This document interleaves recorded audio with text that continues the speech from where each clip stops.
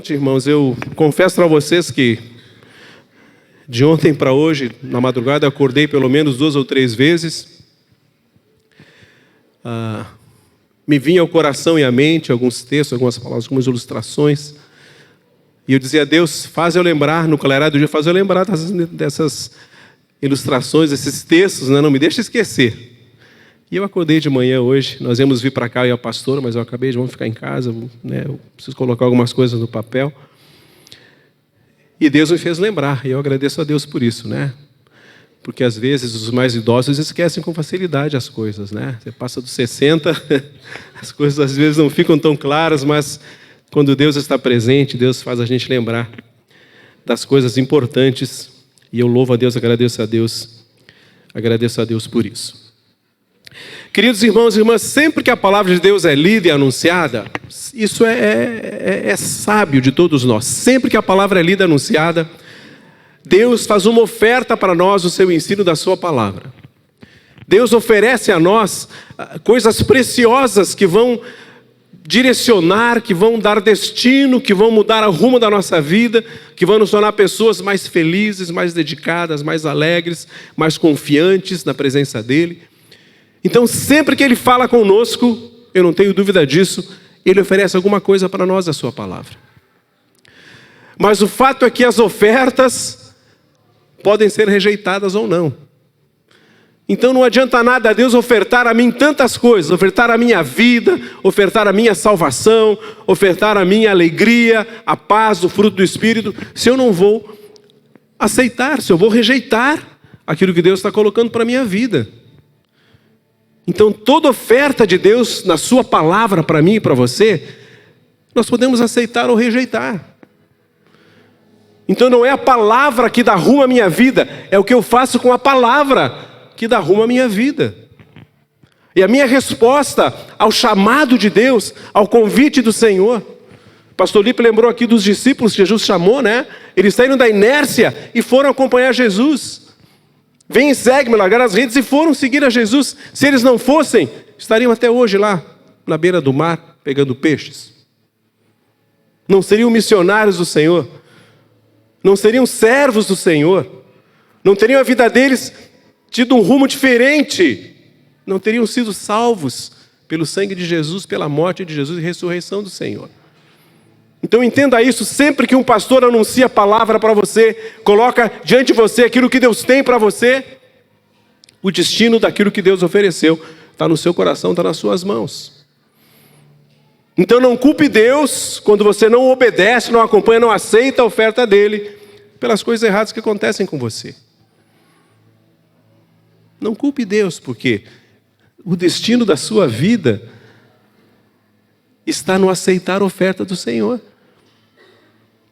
No que Ele falou e deixou para que você absorva, para que você assuma, para que você receba, para que você faça dessa palavra vida, para que não fique só na letra, porque a letra mata, é o Espírito que vivifica a palavra de Deus em nossa vida. Então eu quero que você fique muito atento ao que Deus quer falar para a nossa vida, para todos nós, porque o próprio Senhor, quando nos oferta a vida, deixa muito claro na palavra algumas coisas. Por exemplo, Jesus dizendo, eu vim para que tenham vida, e a tenham em abundância. O próprio Senhor falou assim, eu sou o caminho, a verdade e a vida. Eu sou o pão da vida. Então, toda oferta que Deus faz para nós são ofertas de vida. Todas elas. Não há uma sequer que não seja uma oferta de vida. Então, o que Deus faz muitas vezes para mim e para você, para nos tirar da inércia, muitas vezes o que Deus faz é nos chamar de volta à vida. Isso é claro quando a gente vê a história de Lázaro, que estava morto. Deus o chama de volta à vida. A filha de Jairo, Deus a chama de volta à vida. O filho da viúva de Naim, Deus o chama de volta à vida. E assim por diante.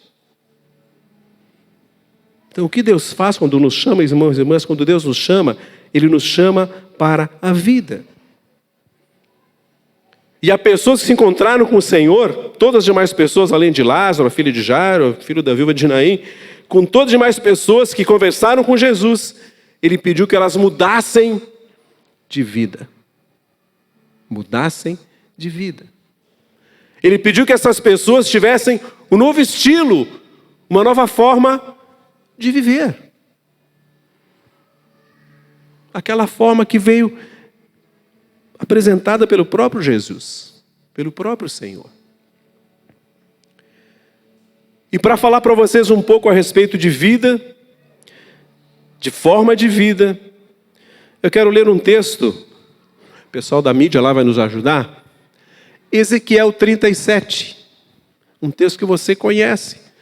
Muitos pastores e pastoras já falaram desse texto, Ezequiel 37, de 1 a 14, que fala sobre um vale de ossos secos. Vamos botar lá? Eu vou lendo aqui, você vai acompanhando lá. Pode ser que não seja a mesma tradução. Veio sobre mim a mão do Senhor, e Ele me levou pelo Espírito do Senhor, e me deixou no meio de um vale que estava cheio de ossos. Me fez andar ao redor deles, eram muito numerosos na superfície do vale, e estavam sequíssimos. Então me perguntou: filho do homem, acaso poderão reviver esses ossos? Respondi: Senhor Deus, tu o sabes. Disse-me ele: profetiza a estes ossos e dize-lhes: ossos secos, ouvi a palavra do Senhor. Assim diz o Senhor Deus a estes ossos: eis que farei entrar o Espírito em vós e vivereis. Porei tendões sobre vós, farei crescer carne sobre vós estenderei pele, porei em vós o Espírito e vivereis. E sabereis que eu sou o Senhor. Então profetizei segundo me for ordenado, e enquanto eu profetizava, houve um ruído, um barulho de ossos que batiam contra ossos, e se ajuntavam cada osso ao seu osso. Olhei, e eis que havia tendões sobre eles, e cresceram as carnes, e se estendeu a pele sobre eles, mas não havia neles o Espírito. Então ele me disse: profetiza ao Espírito, profetiza ao Filho do Homem, e dize-lhe: assim diz o Senhor Deus, vem dos quatro ventos, ó Espírito, e assopra sobre esses mortos, para que vivam. Profetizei como ele me ordenara. E o Espírito entrou neles, e viveram, e se puseram em pé, um exército sobremodo numeroso. Então me disse: filho do homem, esses ossos são toda a casa de Israel.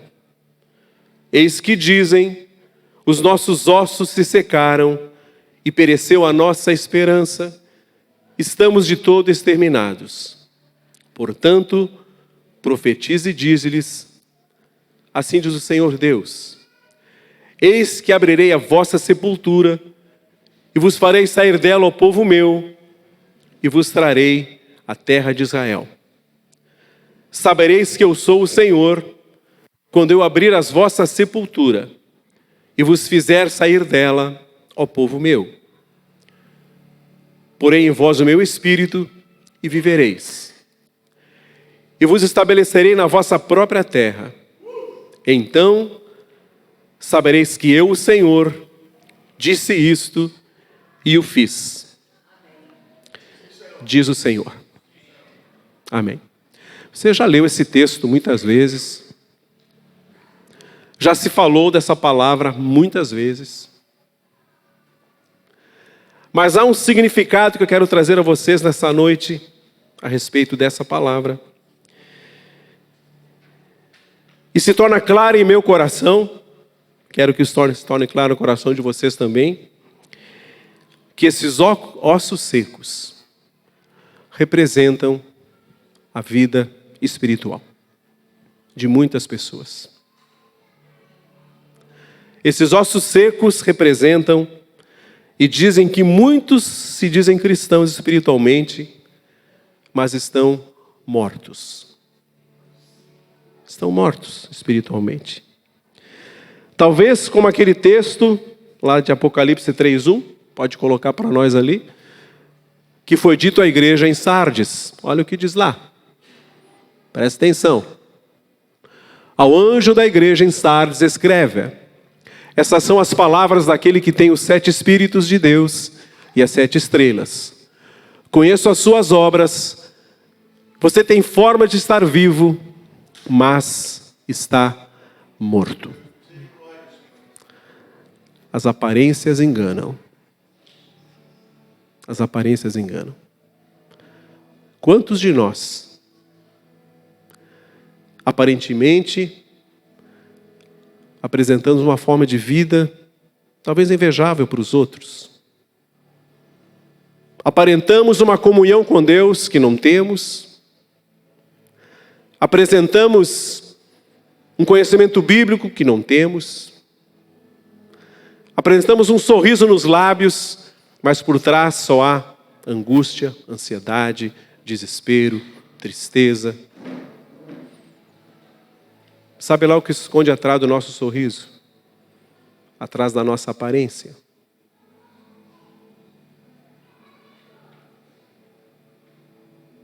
Parece estar vivo, mas está morto.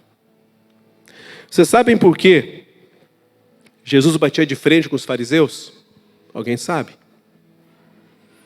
Por que os fariseus eram tão criticados por Jesus, por João Batista? Por que João Batista disse que os fariseus eram raça de víboras? Por que Jesus falou aos fariseus que eles eram sepulcros caiados? Pessoal, os fariseus eram conhecedores da lei de Deus. Era um status na época ser um fariseu. Muitos queriam ser fariseus pelo status, pelo conhecimento da palavra, da lei de Deus, da Torá. O problema é que Jesus sabia que os fariseus apresentavam uma santidade externa, muito grandiosa. Mas internamente estavam mortos. Não havia vida espiritual no coração daquelas pessoas. Não havia. E eles batiam de frente com Jesus, porque Jesus apresentava uma vida que não estava neles. E a gente sabe o que acabou acontecendo com Jesus, né? Perseguido por aquele povo, acabou sendo crucificado. Os próprios sacerdotes lá, né? E os judeus o acusaram e acabaram levando a cruz. Então eu não quero, irmãos, que nós vivamos a nossa vida cristã tendo que ouvir com frequência essa sequidão da nossa vida com Deus. Que nós não sejamos um vale de ossos secos, mas que nossa vida espiritual seja, de fato, seja realmente viva. Então eu peço que você se certifique que você está vivo espiritualmente. Se certifique disso.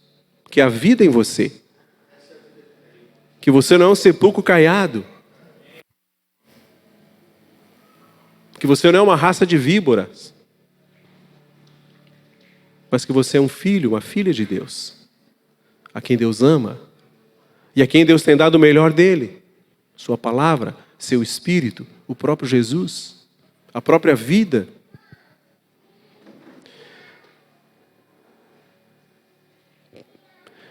Estar vivo, irmãos, espiritualmente, para nós deve ser uma prioridade. Para nós tem que ser uma prioridade, porque a nossa vida espiritual, a nossa vida com Deus, nos mantém na eternidade. Nos mantém na eternidade. Sabe, lá em Eclesiastes, a palavra diz que Deus colocou no homem no seu coração a eternidade. Há uma sede de vida em nós. Nós somos feitos para a vida. Deus colocou em nós o DNA da vida. Nós somos feitos para viver. Então eu faço esse apelo para você, por favor.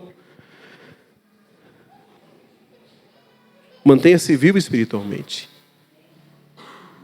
Alimente a sua fé. Busque o Senhor. Tire esse vale seco do seu coração e deixa Deus regar com o Espírito dele, com a água da vida que é Jesus. Deixa Deus ungir a sua vida com o Espírito dele, com o óleo da unção santa de Deus sobre nós, para que nós possamos nos alegrar todos os dias da nossa vida e dizer: Senhor, nós realmente temos vida e vida abundante em Ti. Não há ossos secos em meu coração. Não há vale de ossos secos em minha casa, em minha vida. Porque eu encontrei vida em Ti, na Tua presença, na Tua palavra.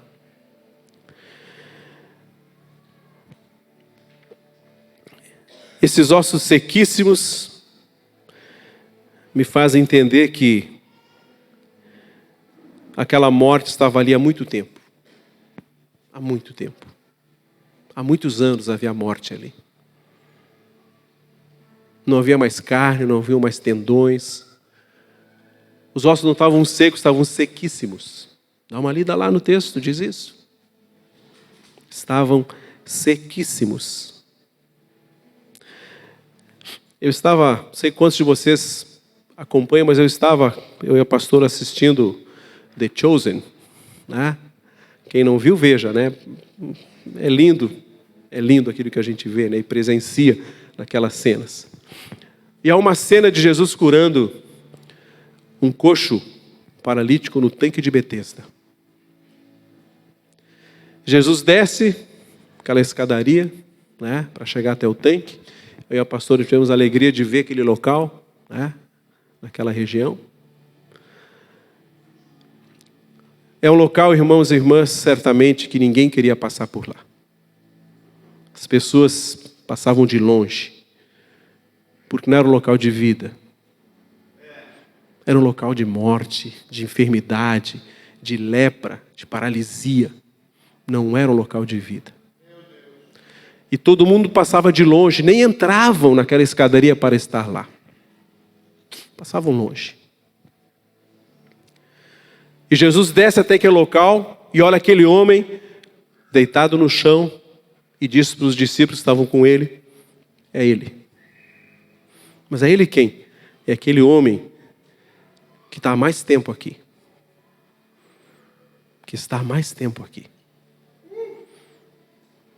E ele estava naquele estado há 38 anos. E quando Jesus fala com ele, a gente lembra dessa história, né? Jesus diz: olha para mim. Ele olha. E ele diz assim: eu tenho tido um dia muito ruim. Ele fala para Jesus. E Jesus fala: eu sei. Há muito tempo tu tem tido dias ruins. Não é de hoje, há muito tempo. E ele então começa a se lamentar: eu estou aqui, ninguém me ajuda, ninguém é por mim, quando a água é agitada, o pessoal entra primeiro que eu, não tenho ninguém, estou sozinho, começa a se queixar da vida.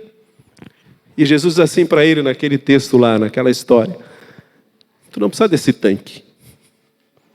Tu precisa de mim. Esse tanque não tem nada para ti. Esse tanque não tem nada para ti, eu tenho. Tu precisa de mim. Eu não sei, irmãos, não conheço vocês há tanto tempo, mas eu não sei há quanto tempo você tem tido dias ruins na sua vida.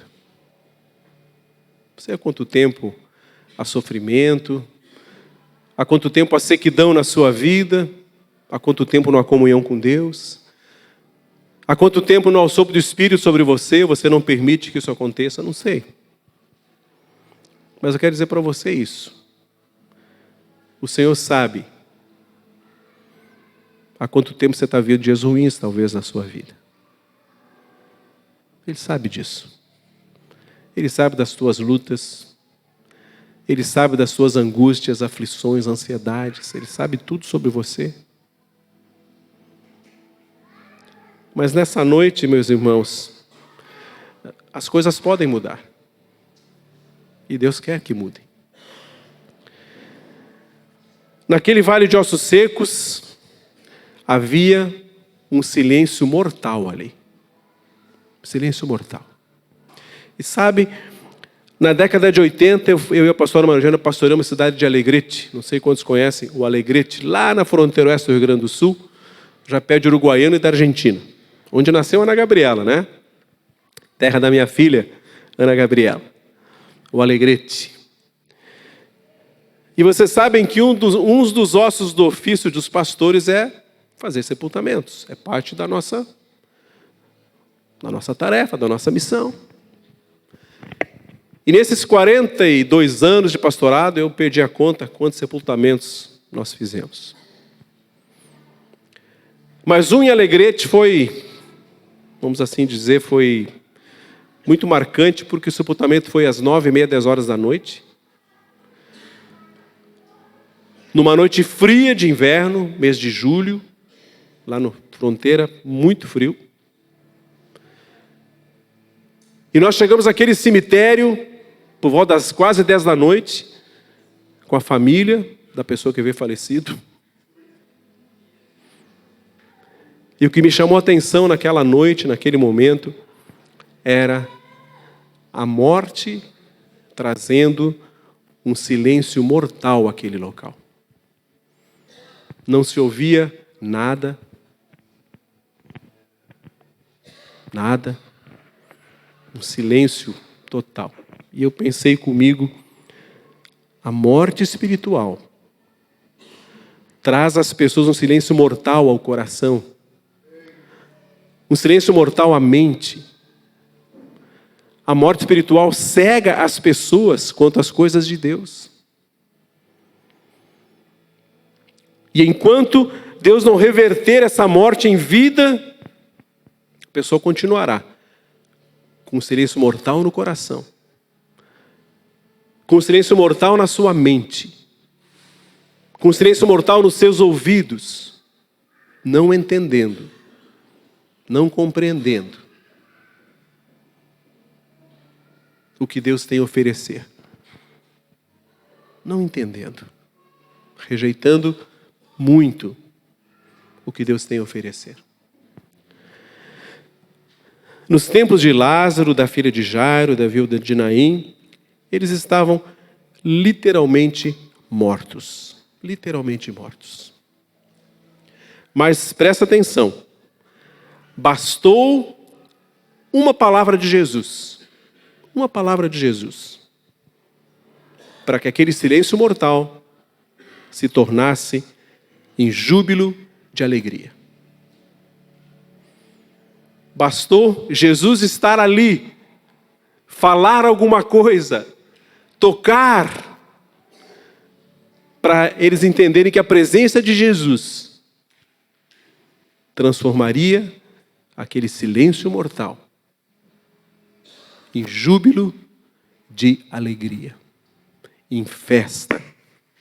Voltar à vida é uma festa. Voltar à vida só traz alegria. Olha o filho pródigo. Olha o filho pródigo. Ele volta para casa, o que o pai diz para o irmão dele? Teu irmão estava morto. Estava perdido. Morto.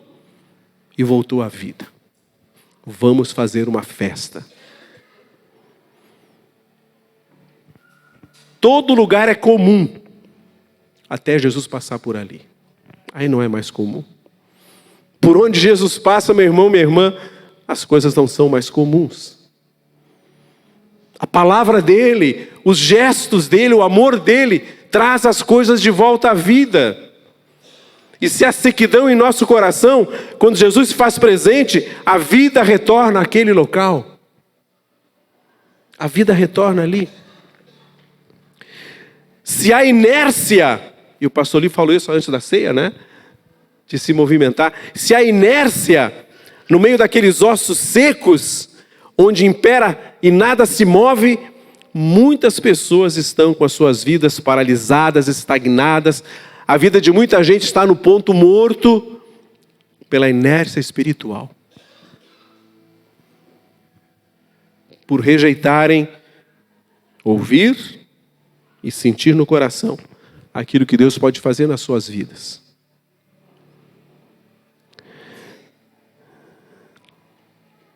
Mas o Vale de Ossos Secos também traz uma lição ao profeta Ezequiel e traz a nós também.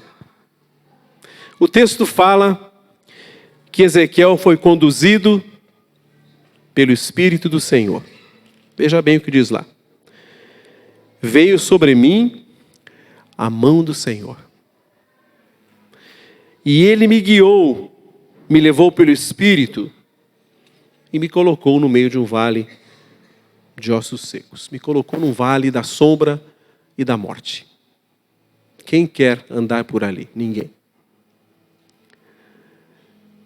Nesse momento, o profeta certamente entendeu que no momento de ossos secos, no momento de morte, ele só podia depender de Deus. Da mão de Deus. Do guiar de Deus. Davi deixa isso muito claro no Salmo 23, quando ele diz: ainda que eu ande pelo vale da sombra da morte, eu não temerei, porque Deus está comigo. Porque Deus está comigo.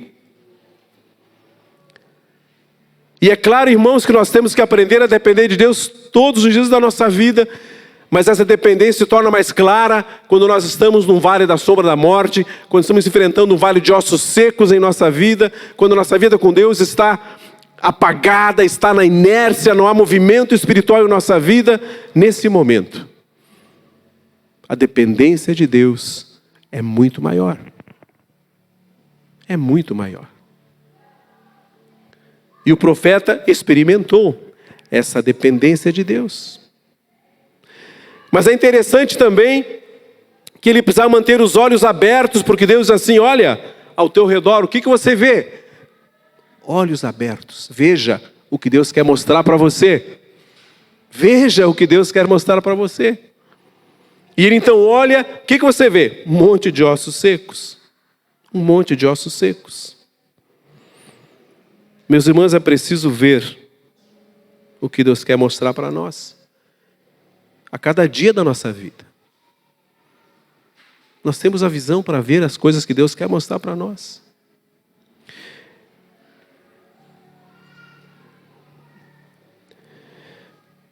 Olhos abertos. 2 Crônicas 20:12. Onde é que está aí 2 Crônicas, né? Aí, ó. Olha aí, pessoal. Vamos ler junto? Vamos ler juntos? Ó nosso Deus, não irás tu julgá-los? Pois não temos força para enfrentar esse exército imenso que vem nos atacar. Não sabemos o que fazer, mas os nossos olhos estão postos em ti. Josafá, na peleia braba aqui, 4 exércitos vindo contra eles. E ele diz assim: a gente não tem força. A gente está num vale de sombra da morte. A gente está entrando num vale de ossos secos. Nós estamos perdidos. Mas os nossos olhos estão em ti. Tu és a nossa salvação.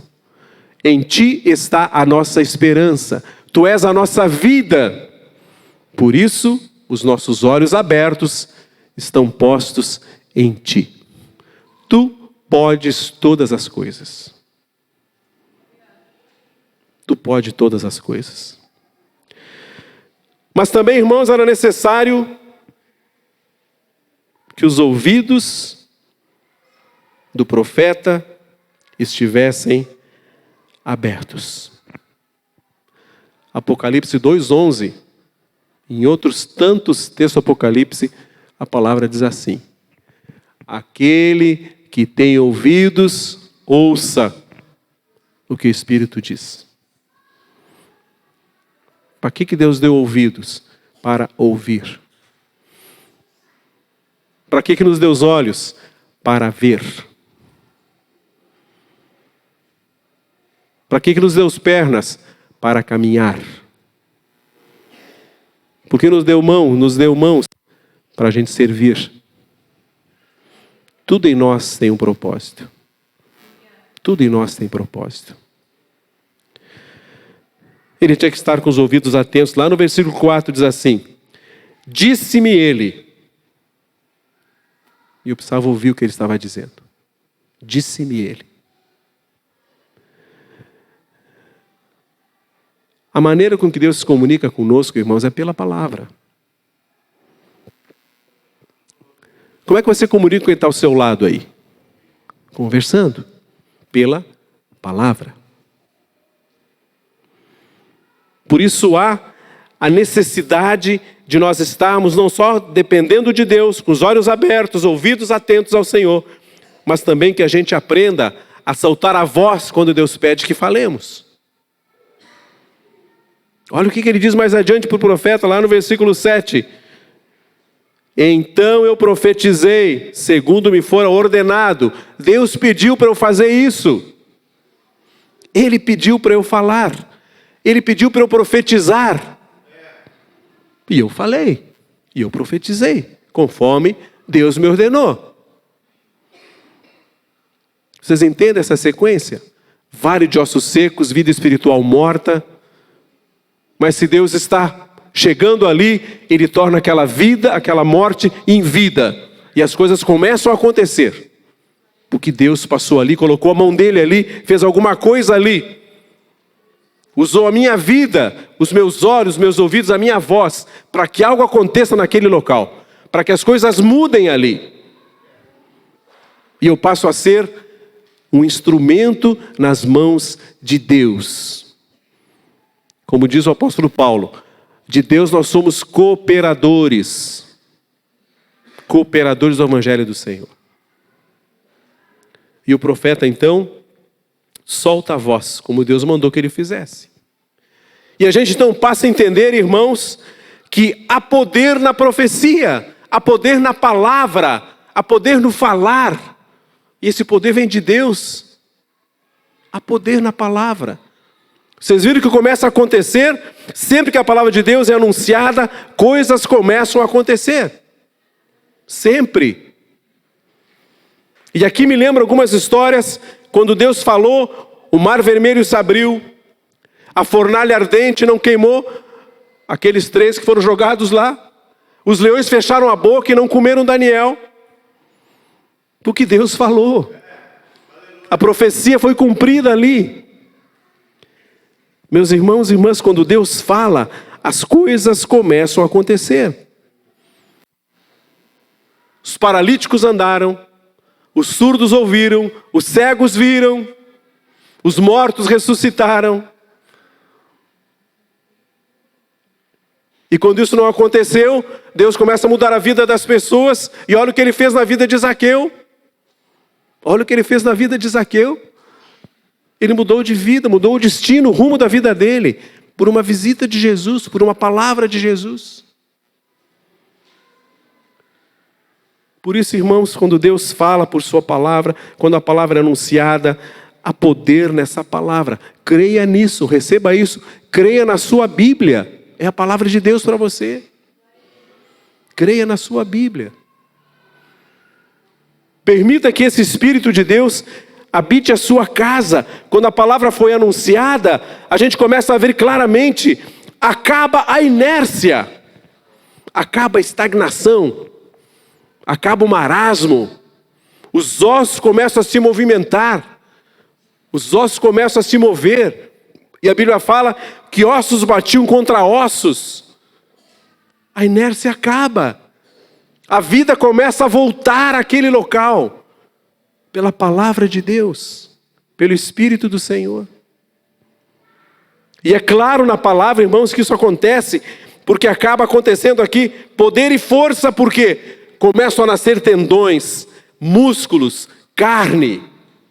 Naqueles ossos começaram a fazer barulho. E a vida começa a retornar naquele local. A vida começa a brotar de novo ali, porque Deus está falando, porque Deus está agindo. Porque Deus está ali. Meus irmãos, quando Deus entra na casa de alguém, as coisas mudam por completo. Se Jesus está na sua casa, logo os vizinhos vão saber que Jesus está na sua casa. Pelas coisas que começam a acontecer, pela alegria que começa a tomar conta da sua casa, pelos planos dele que começam a ser implantados em sua família. Porque a vida volta àquele local. A vida volta ali. Se há sequidão na minha casa, se Deus entrar ali, a sequidão vai terminar. Se você abrir a porta da sua casa ao Senhor, deixar Ele entrar e fazer a obra dele em sua família, a sequidão vai terminar ali. Isso é promessa do Senhor. Crê e será salvo tu e tua casa.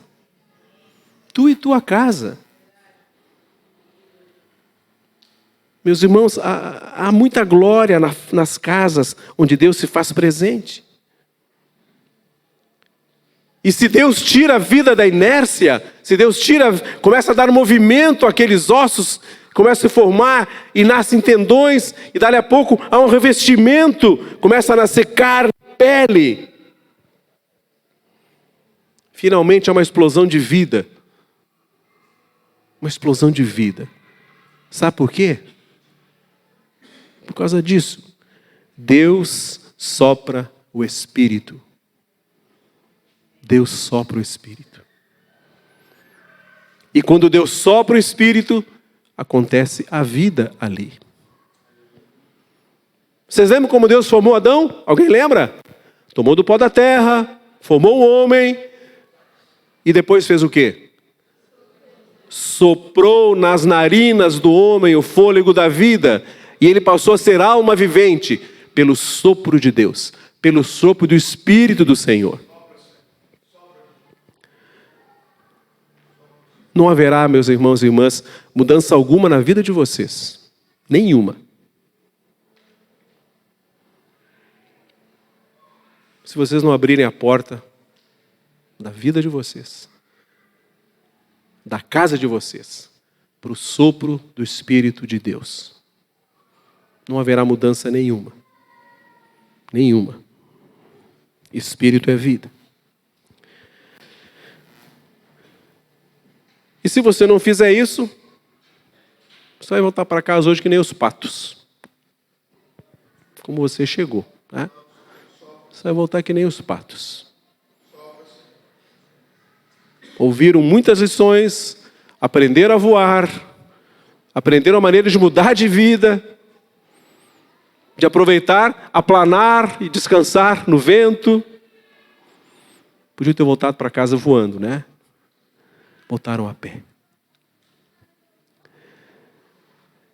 Eu digo isso, irmãos, porque apesar de todo o cenário de um vale de ossos secos, é visível que ali Deus sopra e ordena a vida.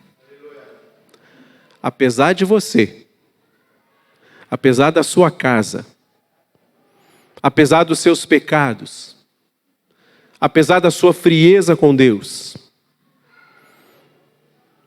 apesar de você viver talvez envolvido num vale de ossos secos, sem vida espiritual, sem comunhão com Deus, ainda ali, Deus quer soprar a vida. Deus quer soprar a vida. Havia uma igreja lá na Ásia Menor, que fazia parte das 7 igrejas, né, por onde Jesus passou. E uma dessas igrejas, Jesus falou assim, Apocalipse 3:20, esse texto eu não dei para eles lá, né? Eis que estou à porta e bato. Eis que estou à porta e bato. Se alguém ajuda? Se alguém ouvir a minha voz e abrir a porta, eu entrarei. E nós vamos fazer uma comunhão juntos. Eu cearei com vocês e vocês comigo. Meus irmãos, não é nada viável a gente ver e saber que há igrejas sem a presença do Senhor. Ele estava do lado de fora daquela igreja. Que se chamava igreja, né? Do lado de fora. Mas além de bater a porta, ele devia estar clamando do lado de fora.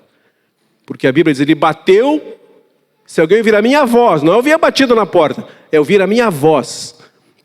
Jesus estava batendo e clamando do lado de fora, dizendo, se vocês abrirem a porta, as coisas vão mudar dentro dessa igreja. E com a nossa casa, irmãos, é a mesma coisa. Jesus está lá, batendo a porta e falando do lado de fora. Abram. A vida para vocês. A novidade de vida. Há um futuro glorioso para aqueles que andam comigo. Há um Espírito que quer reviver a vocês e a sua família, a sua casa. Ainda há esperança para você e para a sua casa. Há esperança para o seu coração. Para que os ossos secos voltem à vida. Pelo sopro do meu Espírito. Eu quero que vocês, irmãos e irmãs, entendam que o nosso Deus é especialista em nos chamar à vida. É o que Deus faz com muita excelência. Nosso Deus, Ele é perito em recomeços. Ele fez isso na vida de muita gente. Vamos começar de novo. Vamos começar de novo, mas agora com a minha presença.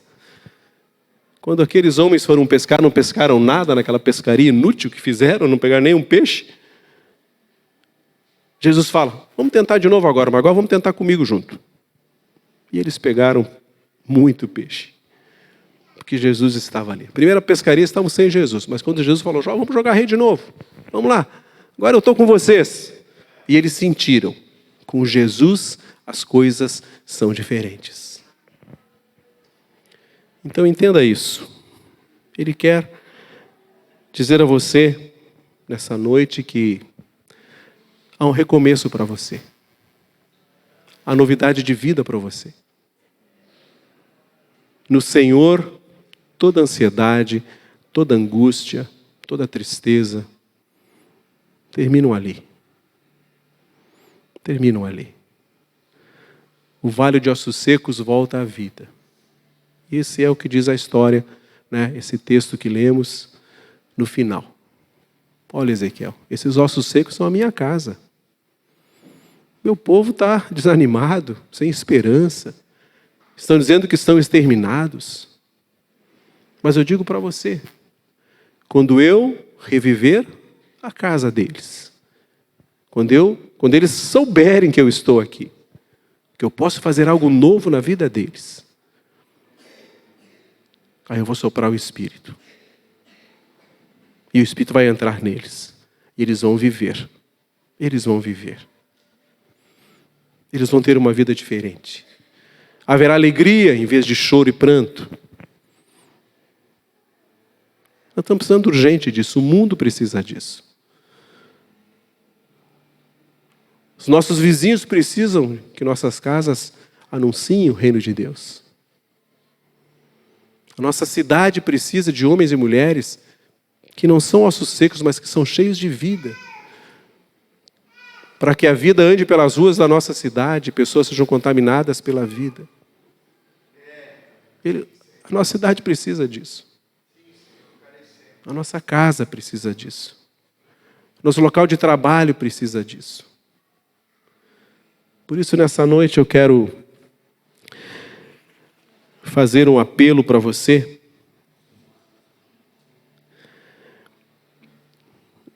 Saia da inércia. Saia do seu marasmo. Do seu diz que vai, mas não vai. Diz que faz, mas não faz. Deixa isso para trás. Há uma vida nova a partir do momento em que o Senhor soprar sobre você o seu espírito. E quando Ele sopra, meus irmãos, o poder se derrama sobre nós. E nós passamos a entender por que nós somos chamados, por que fomos escolhidos, qual o propósito da nossa vida, o que Deus quer de nós, por que somos povo dele, porque somos igreja. Mas o Espírito tem que soprar. Vamos colocar em pé?